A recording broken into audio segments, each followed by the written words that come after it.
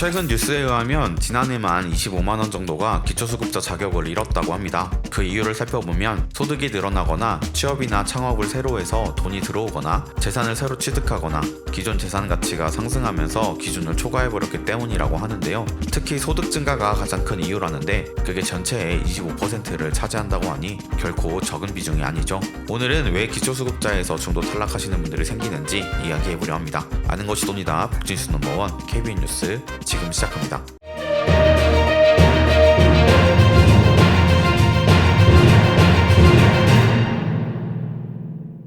그렇다면 어떤 경우에 기초생활수급자에서 탈락하게 되는지 하나씩 살펴보겠습니다. 먼저 생각해볼 부분은 아르바이트나 임시 일자리에서 발생한 근로소득입니다. 생계를 위해 용돈이라도 벌어볼까 하다가 혹시 수급 기준에서 벗어날까 두려워서 고민하시는 분들도 많으십니다. 예를 들어 기초생활수급자인 박 어르신이 한 달에 150만원 정도를 아르바이트로 벌었다고 해봅시다. 이 금액이 그대로 소득 인정액이 되는 것은 아니고 먼저 기본공제 110만원을 빼고 남은 40만원 중 30%를 추가로 공제합니다. 결국 28만원만 실제 소득평가액으로 잡히게 됩니다. 즉 150만원을 전부 반영하는 게 아니라 어느 정도는 공제를 받을 수 있다는 얘기입니다. 그래도 추가로 잡히는 소득이 쌓이다 보면 기존에 받던 생계급여나 의료급여 등 혜택에 영향을 줄 수 있다는 점은 기억하셔야겠습니다. 또 한 가지 중요한 부분은 가족이나 지인 혹은 단체로부터 받은 용돈이나 송금이 계속 쌓일 경우에도 수급에서 탈락할 수 있다는 사실입니다. 예를 들어 한 어르신이 멀리 사는 자녀에게 계속해서 일정 금액을 계좌이체로 받아온다면 그 금액이 법에서 정한 기준 중위 소득의 일정 비율을 넘는지에 따라 수급을 유지하기 어려워질 수 있습니다.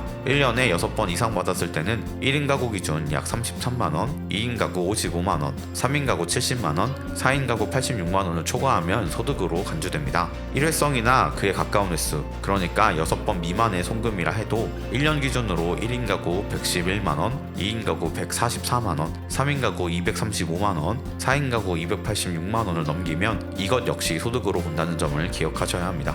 지인이나 지자체 혹은 구호단체에서 도움을 받는 돈도 같은 방식으로 계산될 수 있고 정해진 금액보다 적은 범위 안에서 주고받는 건 문제가 없겠지만 그 범위를 넘어서면 수급비가 깎이거나 자격 자체를 잃을 수 있다는 게 현실입니다. 이외에 기초연금이나 주택연금처럼 국가나 공공기관에서 받는 돈도 소득으로 잡히는 사례가 있습니다. 예컨대 만 65세가 되어 기초연금을 받기 시작하면 그 액수가 공적 이전 소득으로 분류되어 생계급여 수급액이 줄어들거나 자격에서 탈락할 수도 있습니다. 실제로 기초연금이 33만원 정도라면 그게 그대로 소득으로 반영돼서 다른 급여가 줄어드는 상황이 발생합니다. 반면 장애인연금은 이런 식으로 소득으로 보지 않아서 좀 더 유리하지만 그래도 사람마다 상황이 다를 수 있으니 꼼꼼히 알아보셔야 합니다. 주택연금도 월 50만원을 받으면 그 절반인 25만원 정도가 소득으로 계산되는 시기라서 결국 수급자 선정에 불리하게 작용할 수 있습니다. 대신 주택연금 누적액 자체는 부채로 간주돼서 재산평가액이 줄어드는 효과가 있긴 하지만 기본적으로 일정 금액이 소득으로 잡히는 부분 때문에 불이익이 생길 가능성도 있으니 참고가 필요합니다. 이렇듯 기초생활수급자 자격을 유지하기가 생각보다 복잡하고 여러가지 소득이 얽히면 어느 순간 기준을 넘어버려서 혜택이 줄어들거나 끊길 수 있습니다. 전기나 통신, 도시가스 요금 같은 공공요금 할인을 비롯해서 작은 금액이라도 쏠쏠한 혜택이 많기 때문에 수급자 입장에서는 중도 탈락이 꽤나 뼈아플 수밖에 없습니다. 작게나마 정부와 지자체가 지원해주는 혜택이 일상생활에서 큰 도움이 되기도 하니까요. 만약 갑자기 수급자에서 제외되어 곤란함을 겪으신다면 다시 주민센터를 찾아가 재신청하실 수 있다는 점도 알아두시면 좋겠습니다. 소득이나 재산 상태가 변동돼서 재심사를 거치면 다시 수급자가 될 수도 있으니까 포기하지 마시고 도움을 요청해보시면 좋겠습니다.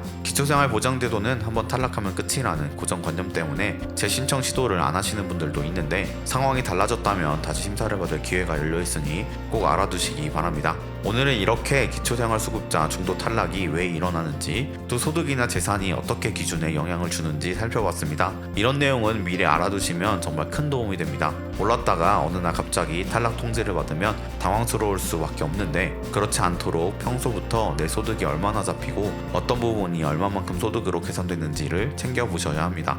혹시나 내 상황을 잘못 파악해서 혜택을 놓치게 되는 일이 없도록 주의하셨으면 좋겠습니다. 조금 번거롭더라도 내 소득과 재산 상태를 정확히 파악하고 상황이 바뀌어도 재신청 같은 방법이 열려있다는 점도 꼭 기억해 두셨으면 좋겠습니다. 제 영상을 보시는 분들이 조금이라도 손해를 덜 보고 필요한 복지 혜택은 확실히 챙겨가시길 바랍니다. 오늘 준비한 영상은 여기까지입니다. 영상 유익하셨다면 구독, 좋아요, 알림 설정 부탁드립니다. 많은 것이 돈이다. 지금까지 복지뉴스 넘버원 KBN 뉴스 윤석호 기자였습니다.